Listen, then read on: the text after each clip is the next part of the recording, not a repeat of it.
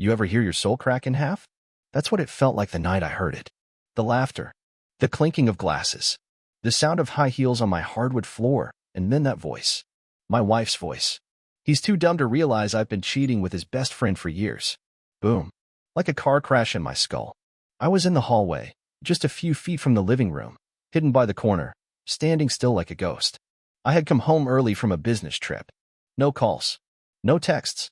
I wanted to surprise her. I brought wine.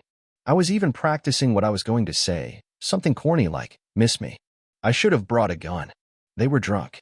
Sloppy drunk. The kind where the truth just slips out between laughs and refills. Her friends, Tiffany, Rachel, and that blonde mess Jessica, were all there. Loud enough to hear through the walls. But it was her voice that carved the deepest. "She still doesn't know?" Rachel asked, giggling. "Nope," said Tiffany. And then Melissa, my wife, dropped it like a hammer. "He's too stupid to realize I've been hooking up with his best friend for years." Laughter. Screaming. Clapping. I didn't move. I didn't breathe. I just stood there holding that bottle of Merlot like it could rewind time if I gripped it hard enough. They kept going. "I mean, how do you not notice?" She kept ranting. "I literally come home smelling like another man, and he thinks it's my perfume." More laughter. I was paralyzed. Not from shock. I wish it were that. It was something darker. Like my brain went cold, my chest was full of gravel, and my mouth couldn't decide whether to scream or throw up. Her best friend. My best friend. There were only a few people that could mean. Nick. Nick, the guy I grew up with. Nick, the best man at our wedding. Nick, who held my mother's hand at her funeral when I couldn't. My knees almost buckled. They kept laughing, making jokes about how clueless I was, mimicking my voice, calling me boring, safe, predictable. One of them, I think Jessica, said, "You should teach a class on how to cheat on your husband without getting caught." Melissa responded, "Please." He'd probably enrolled just to help me pass. That's when I walked away. Quietly. Back down the hallway like I was leaving a crime scene. And maybe I was. I didn't barge in. I didn't scream. I didn't break that bottle of wine over the table like part of me wanted to. No. I smiled. Because in that moment, I saw something she didn't. I saw the end. Not mine. Hers. And oh, it was going to be beautiful. See, Melissa thought she married a fool. Someone easy to lie to. A man who couldn't connect dots even when they were drawn in blood. She forgot who I used to be before her. Before the safe job. Before the suit. Before the house in the suburbs. She forgot I knew how to disappear and take everything with me. So I waited.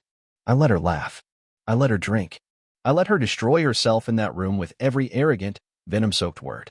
Because the next day, she was going to come home to an empty closet, a drained joint account, frozen credit cards, deactivated access to every key, passcode, and alarm in our house. And I'd be gone. Not just gone. Erased. And when she showed up at my door crying, let's just say, she got a surprise she never expected. I didn't sleep that night. I just sat in my car across the street, staring at the house I built with her, watching the lights flicker from inside as the party slowly died.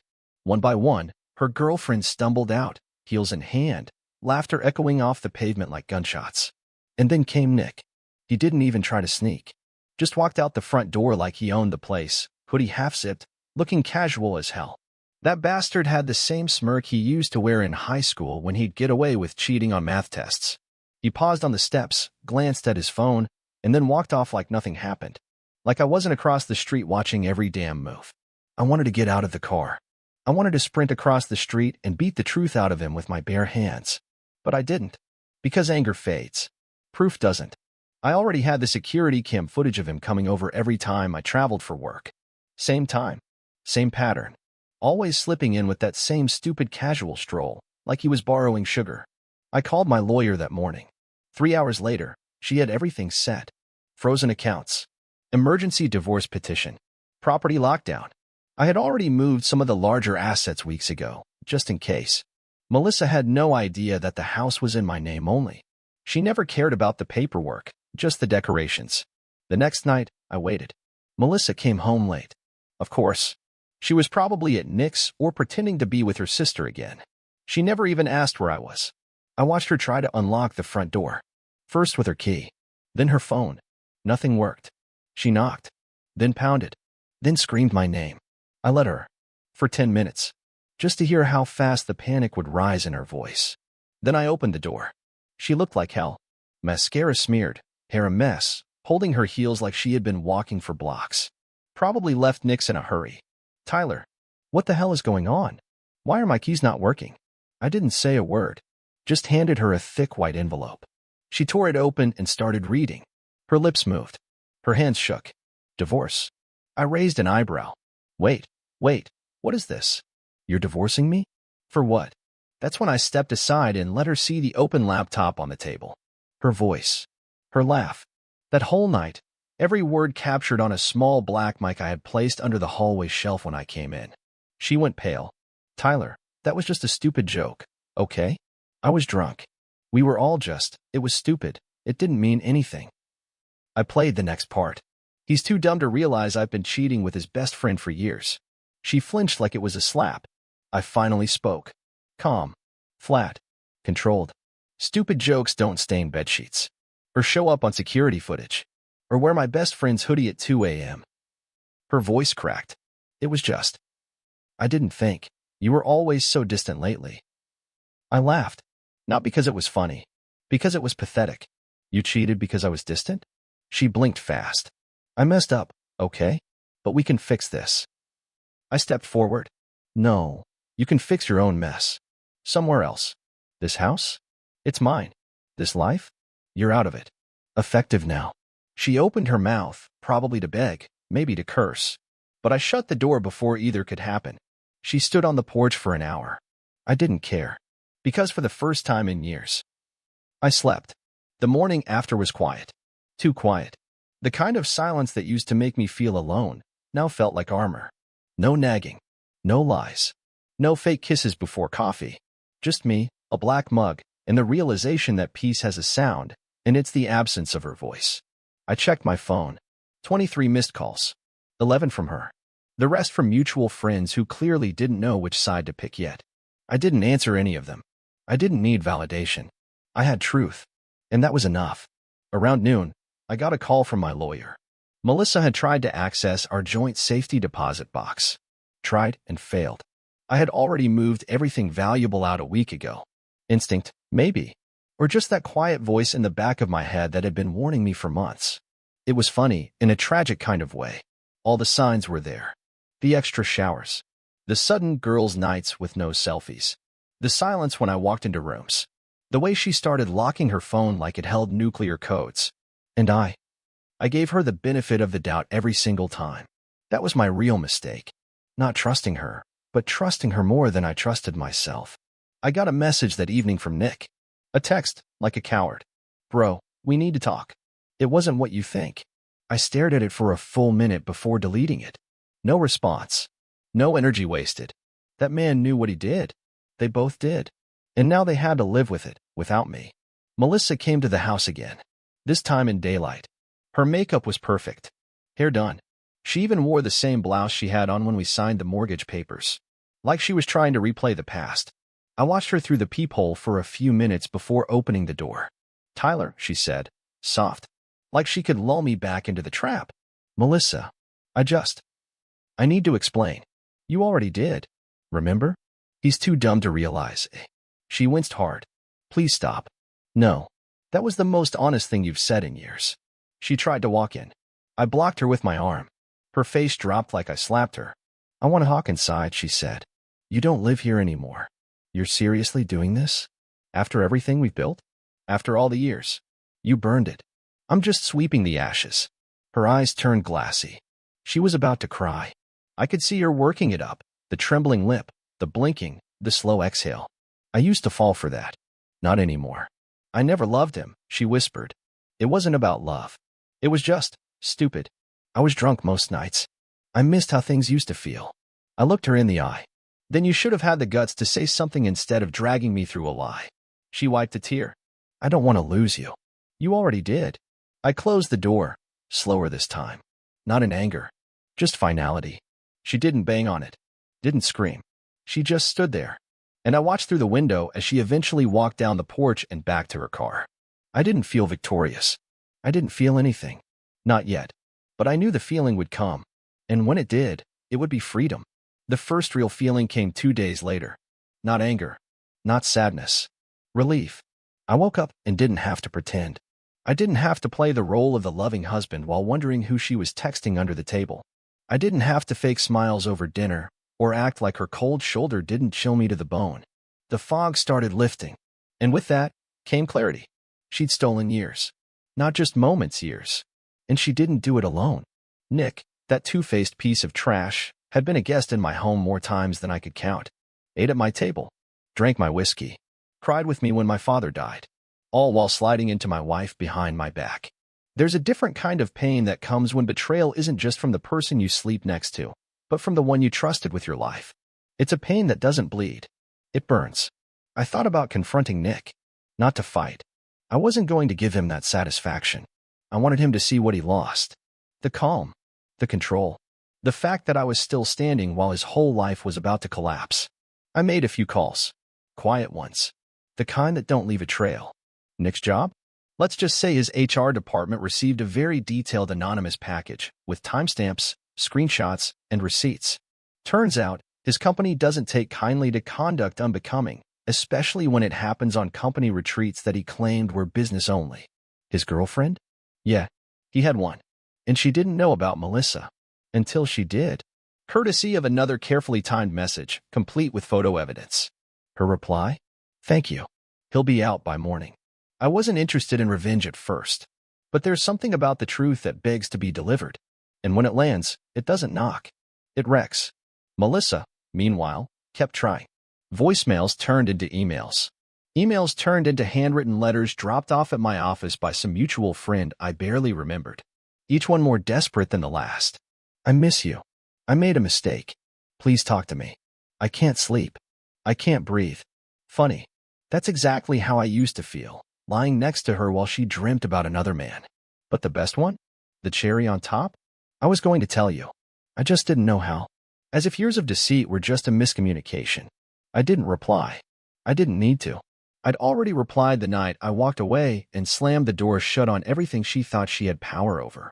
The truth is, she never expected me to do it. She thought I'd beg. That I'd scream, fight, try to fix it. That I'd be so afraid of losing her, I'd let it slide. Just like always. But this time, the man she thought was stupid had finally looked up and saw everything. She didn't just cheat on me. She underrated me. That was her real mistake. A week passed. The silence stayed. And in that silence, I rebuilt. It's strange how you start to notice the little things again once the noise dies. My morning coffee tasted stronger. The air felt lighter. I didn't have to brace myself before walking through my own front door. I could breathe again because there was no poison left in the walls. Friends started reaching out, some genuinely surprised, others pretending they were. I kept it brief. I didn't want their pity. I didn't need their advice. What I needed was distance. From her, from Nick, from everything that reminded me of how blind I'd been. But not everything stayed away. Melissa showed up again. This time she wasn't crying. She wasn't dressed to manipulate or win me back. She looked wrecked, like life had finally started dragging her face across the pavement the way she did mine. I didn't invite her in. She stood at the edge of the porch and said, "Nick's gone." I didn't respond. I just stared. She continued, "His girlfriend kicked him out. His job fired him. His parents found out." Still silent. "I just thought you should know." I finally spoke. "Why would I care?" She opened her mouth. Nothing came out. Her lips moved like she was searching for words, but none arrived. For once, she had no lie ready. No spin. No damage control. "I don't expect you to forgive me," she finally said. "But I wanted to say I'm sorry." I nodded once. Not because I accepted it, but because I wanted her to finish and leave. She didn't. She took a slow breath and asked, "Was it ever real? What we had?" That question should have hurt. Should have twisted something inside me. But it didn't. Because the truth had settled in now. And the truth was simple. "It was real to me," I said. "But I don't know who you were during it." She looked down. "I didn't mean for it to go that far," she mumbled. "I was just bored, I guess. You were always working. Nick was always around. It just happened." I laughed. I couldn't help it. "You tripped and fell into his bed for 3 years?" She winced. "You cheated, Melissa. You lied. You mocked me behind my back. And now you're here looking for closure." "I'm looking for peace," she whispered. I stepped forward, close enough for her to feel it. "Then go find it far away from me." She swallowed hard, nodded once, and left. This time for real. I watched her drive away. No tears. No weight on my chest. Just space. Beautiful, clean space. And in that moment, I knew I didn't lose a wife. I shed dead weight. And it felt like flying. The next morning, I stood in the closet, the same one that used to be split down the middle. Half mine, half hers. Now it was all mine. And empty on one side. Where her dresses used to hang, I saw only a blank stretch of wall. I didn't feel pain. Just a strange sense of clarity. Like staring at a battlefield after the smoke cleared. I packed up the last of her things into a box. Not out of bitterness, but completion. I didn't want even a stray earring or perfume bottle hiding in corners. No loose ends. No ghosts. As I taped the box shut, I remembered something she once said during an argument years ago. If you ever left me, I'd fall apart. Back then, I thought it was romantic. Now I realized it was a warning. She didn't love me. She depended on me for comfort, stability, cover. I was her shield while she lit fires behind my back. And when the flames got too close, she expected me to put them out like I always had. But I had finally stepped away. Later that day, I dropped the box at her sister's house. Didn't ring the bell. Just left it at the door with a short note. Nothing left here. Please don't come back. On the drive home, I passed Nick's gym, a place I used to work out with him 3 times a week. I slowed down, expecting to feel rage. But there was nothing. Just a quiet disgust. The kind you feel toward a rotting smell in a nice room. You don't scream at it. You just open the window and never come back. That night, I sat on the balcony with a glass of whiskey and looked out at the city lights. It was the first time in months I didn't check my phone before bed. No wondering where she was. No paranoia. Just silence. Real silence. The healing kind. I started thinking about who I had been before her. Before the lies. Before I shrank to fit the mold of the man she wanted, predictable, tame, safe. I had stopped playing guitar. Stopped hiking. Even stopped talking to some friends because she didn't vibe with them. That ended now. I picked up my guitar from the back of the closet, blew off the dust, and played. The strings were stiff. My fingers stumbled. But the sound, raw and perfect, was mine. And that was enough. Around midnight, I got a message from an unknown number. One sentence. You really ruined both our lives. No name, but I didn't need one. I blocked it. They had ruined themselves. I just stopped pretending it wasn't happening. And for the first time in what felt like years, I slept with the window open. No alarms. No locked doors. Because there was nothing left to hide from. Powiedzils, as. Counternew without titles. ChatGPT Powiedzil. A month passed. You'd be amazed how fast the human mind heals when the poison's finally gone. It wasn't some Hollywood moment where I suddenly found joy and danced around the kitchen. No. It was gradual. Quiet. Like watching bruises fade in the mirror. Every day, a little less pain. A little more me. I started running again. At first just a few blocks, but soon enough I was clocking miles before sunrise. I ran through the same streets where I used to drive home to her. Same houses. Same sidewalks. But everything looked different now. Not because they changed, because I did. People at work noticed too. You look lighter, one of my coworkers said. She was right. I was lighter. Not just from the workouts, but from dropping the dead weight of betrayal, lies, and the constant emotional second-guessing. I didn't check her social media. I didn't ask mutual friends. I didn't care. That chapter was closed, sealed, and buried so deep, even memory had to dig to find it. But closure has a way of testing you. It came on a Friday night. I was leaving the grocery store 2 bags in hand, just thinking about what movie to throw on when I saw her. Melissa. Alone. Sitting in her car in the lot. She didn't notice me at first. Her head was down, hands tied on the steering wheel. She looked hollow. Not the woman I married. Not even the woman who cheated. Just someone who had lost everything and didn't know who to blame. I could have walked past, but I didn't. She saw me. Eyes wide. She stepped out, called my name. I stopped a few feet from her. Said nothing. Tyler, she began. Her voice cracked like glass. You look different. I nodded. I feel different. She nodded too, awkward, unsure. I've been going to therapy. I'm trying to understand why I did what I did. I stared at her. You cheated. Lied. Laughed about it. With your friends. In our home. Her eyes welled. I know. I can't take it back. But I've changed. I tilted my head. You didn't change. You got caught. She flinched. I lost everything, she whispered. I thought maybe we could talk. Just talk. I looked at her. Really looked. And for the first time, I didn't feel pain or rage. I just felt pity. Melissa, I said, calm as stone, you didn't lose everything. You threw it away. I turned and walked away. She didn't follow. Didn't yell. Just stood there, small, like a shadow of a memory I'd already let go.